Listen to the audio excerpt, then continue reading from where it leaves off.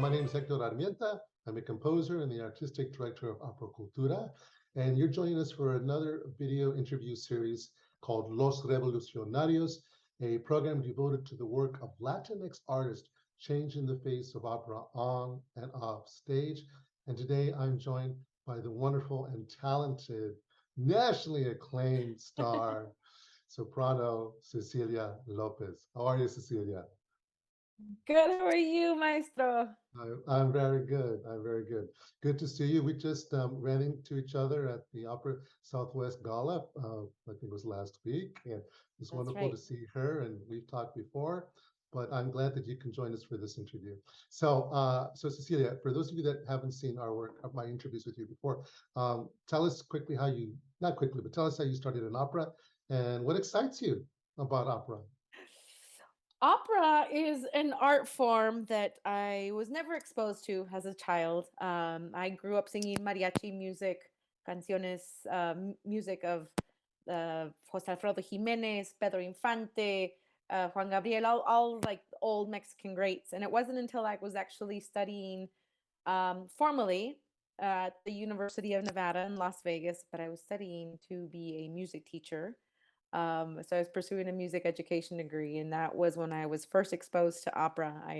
I went to the school production of La Boheme, and not knowing the synopsis, not knowing what to expect from like out of like what to expect from a live theater performance or an experience, really, because it's the whole thing is really something to really take in experience at least once in your life. But I went to support my friends, my the upperclassmen that were singing the lead roles, and I was for sure I thought that Mimi was going to live at the end. So for those that don't know and are watching, La Boheme is a tragedy, and but yo no sabía, I didn't know that, and I watched at the end in Act Four, Mimi comes in dying of tuberculosis, and she dies peacefully in her sleep, and I was so appalled, or not appalled, but in disbelief, really, because I wanted her to live. And at the time I was married, and I looked over to my then husband, and was like, "Se murió Mimi."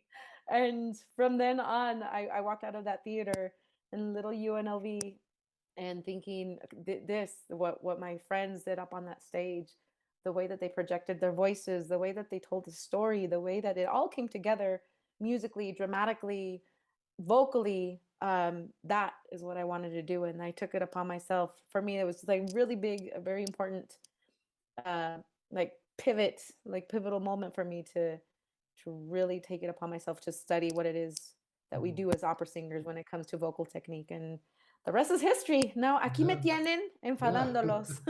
yeah. Now you've been singing all over, so obviously it was a good career move for you. Yeah, it was scary though, because I was, I auditioned 3 times, and on the third time I finally got accepted to be a a vocal performance major in addition to the music education side of things. And I ended up, ironically enough, graduating with just my vocal performance degree because I didn't like the teaching.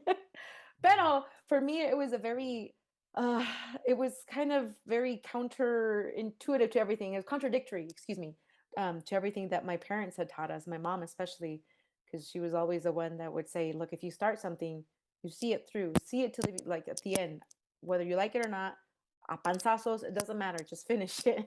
Yeah, yeah. And I was in my student teaching, and I just was not, my heart wasn't in teaching. And I really, really just enjoyed singing and being exposed to this vast amount of repertoire, the operatic repertoire. And I called her, I called my mother, and I asked her if she would be proud of me if I graduated with just my one degree as opposed to being the double major. And we there was a moment that she and I shared, and it was a very emotional moment. I was in tears because I thought for sure I was going to get the chancla through the phone. No, no. But after I got essentially like her blessing or the green light, and she was like, "Ay, mija, like we'll be proud of you no matter what. And if opera singing is something that you want to pursue, then do it. You have our support." Hung up the phone. I reached out to my college professors and my counselors and said, "Thank you very much for everything, pero I'm going to graduate with my vocal performance degree." And immediately, a month after walking of graduation, I had an offer Wow. from Opera San Jose, and it's just been slowly but Yeah. surely just climbing that ladder y trabajando. No, I know it's great, and it's great to see how your career has advanced. Yeah. So Cecilia, what is the favorite role that you've sung before? Uh, my favorite role that that that I've sung has been it's hard to choose, but I would say Madama Butterfly. Really? Yep, Really? I've only performed her once. So why is that? It's the opera.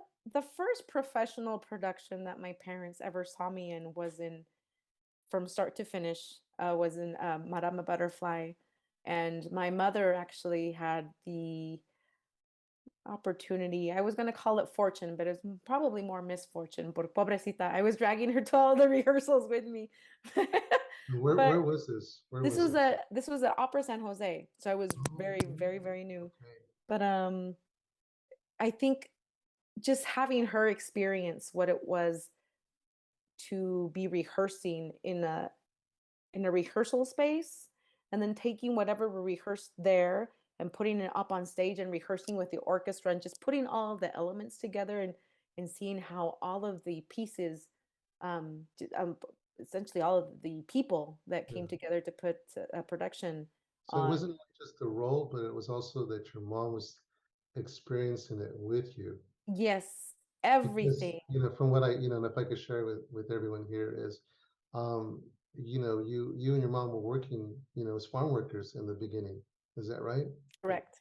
Yeah. Yes, that And she was yeah, like my first voice teacher, really, if we want to really talk about yeah, it. yeah. So to come from, that experience, and I remember you also saying that you and your mom used to sing together, singing harmony, that she's a singer too. Um, and then just to see her daughter, I mean, that's probably part of why you said Madame Butterfly.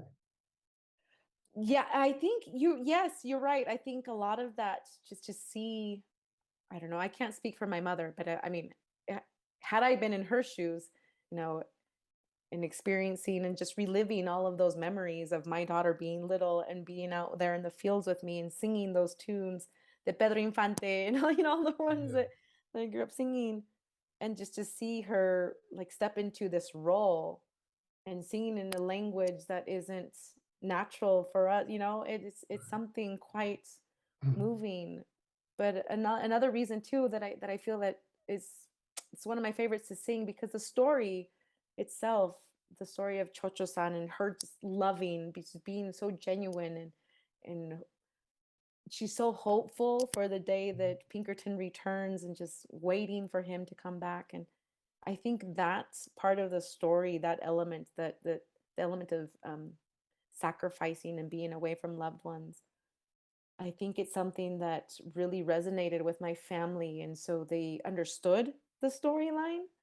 And so by the end, again, spoiler alert, si no se saben esta, I like, think probably most people here watch this, Madame Butterfly. but so at the end, and I mean, I don't want to.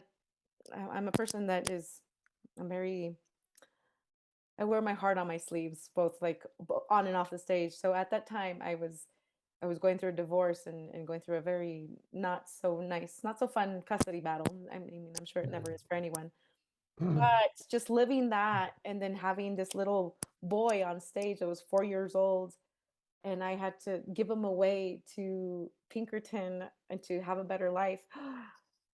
It Yeah, was, something for me as Cecilia that was very therapeutic in a way, yeah, and then just to have my parents there and to see that story the way that it developed yeah, and the music and just being a part of it, it was very special. And I know that they it's something yeah. And that what they was it? share with me.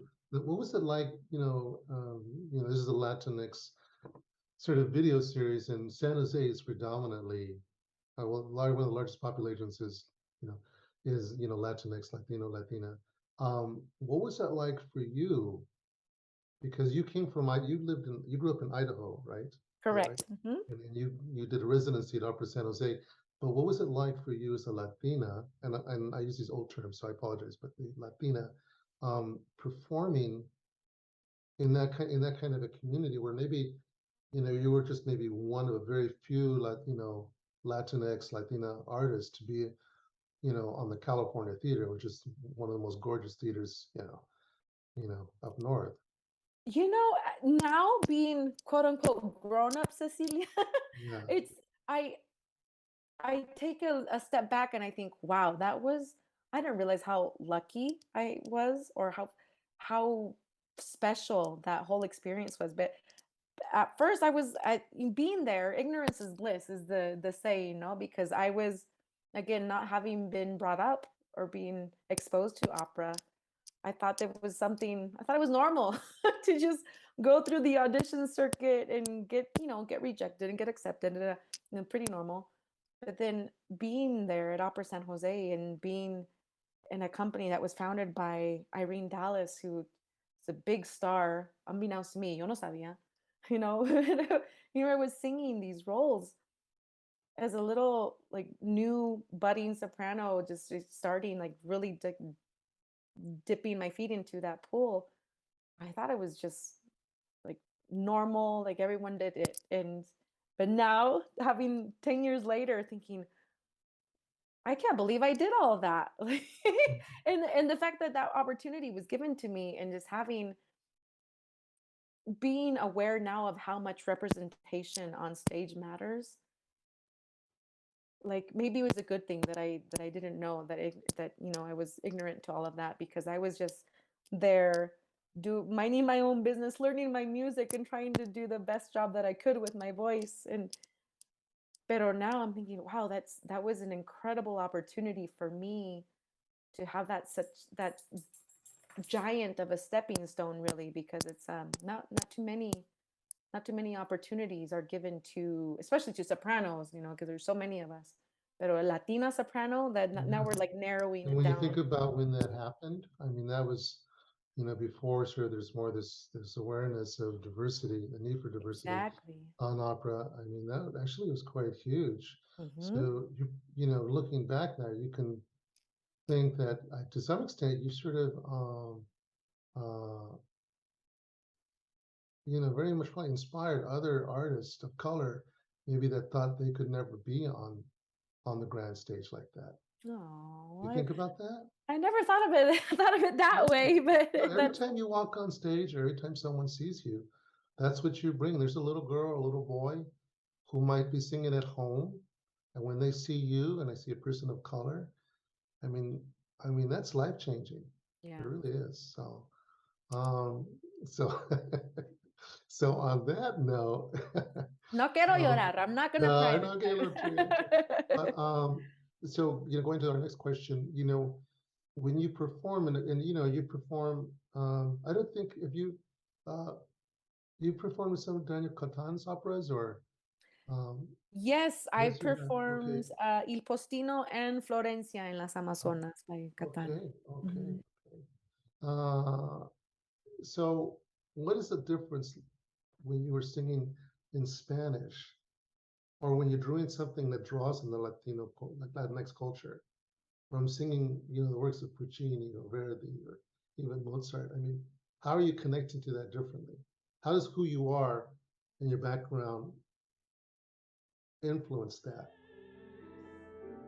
You know, honestly, I think the only thing that's different is the language, because it's in Espanol. For me, it's just easier to be able to apply myself into whatever story that I'm telling.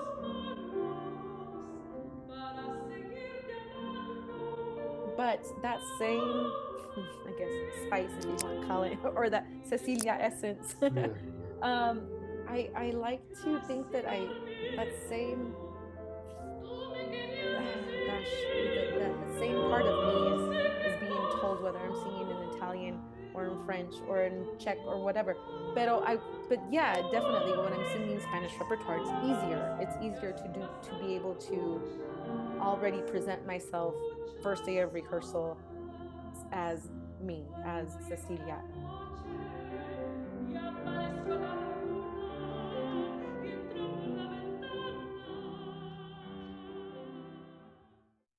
With the other languages, first comes all of like translating and knowing what it is that I'm saying, to later bring in yeah, Cecilia. yeah, yeah, But Okay, so not to plug my work too much, but you sang in, and it's because related to this question. So those works aren't about the Mexican experience or the Mexican American experience, Florencia Correct. or Il Postino. But last year, it was last year, I believe, you sang for the animated opera I wrote, Mi Camino, which is about farm workers, and that was, we did all this technology stuff. But the text was based on interviews um, of farm workers. Yes. And you sang an aria that was about a man who had this ranch in Half Moon Bay and was in jeopardy of losing it, and you were his sister with her sort of your own inspirations. So was that in any way different than the other work that is in Spanish? Yes, 100%. So your opera maestro took everything that is Cecilia that I bring to a performance to an extra level because you put these stories that were essentially me. Like I had that same upbringing. I grew up in the fields. I was out there getting the calloused hands. I was out there in the hot sun.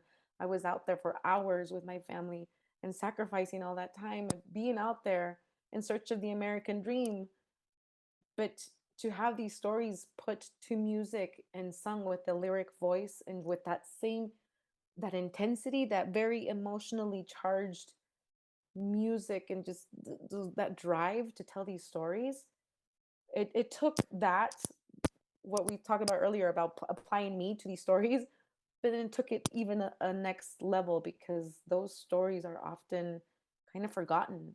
And to have been a part of that project, to put these stories at the forefront, it was something very, very special because again, like I do master classes or do interviews where I talk about working in the fields or hoeing beats, and people ask me, well, what are beats? So so it's work that is slowly disappearing, and which is not a bad thing, but like a lot of that hard work or that work ethic that was instilled in me, like watching my parents wake up early and be at the forefront and kind of giving us those nudges. Órale, si quieres, you want something bigger and better, échale ganas, trabaja mucho, and you'll reach those dreams.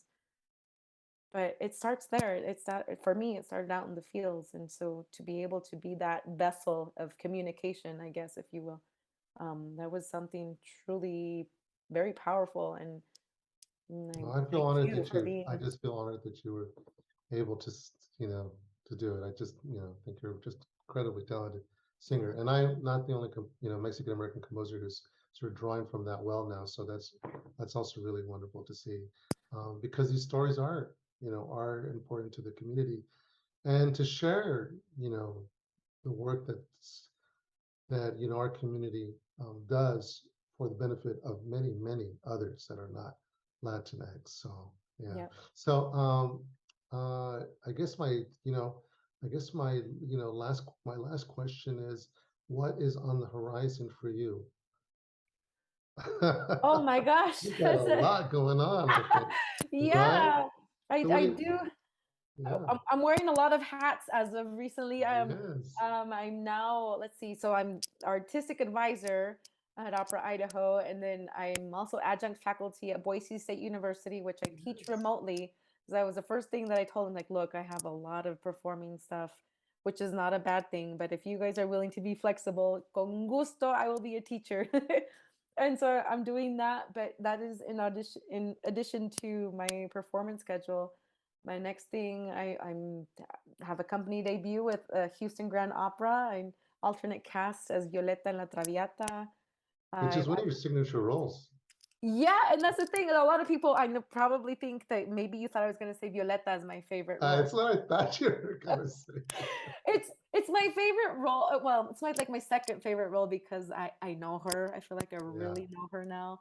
Okay, Um, quick question. Which do you think is more, I'm not gonna say specifically just for you, but which do you think is more vocally demanding? Violetta between or Chocho-san? Violetta, Yeah, I have to Violetta for study that sure. score more now. Yeah, No, what that is the, act what is the one is for killer? me full of these vocal traps that if I go on autopilot, crash and burn. Okay.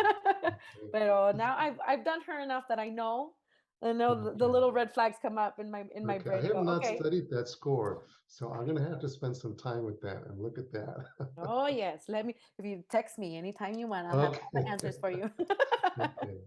Well, it's been a joy as always, Cecilia. And Likewise. if you're in Houston, when's Houston? Yeah, Yes, when is that? Houston. Well, it's next month. Sorry, November 4th, 6th, and Oh, 8th. I believe are okay, my okay. performances. So you can go to Cecilia's website because she is a busy soprano, and I'm hoping that we'll be able to do something together again soon. So thanks so much, Cecilia, and thank you everyone for joining us for another episode of Los Revolucionarios, and look out for our next video very soon. All right, bye-bye.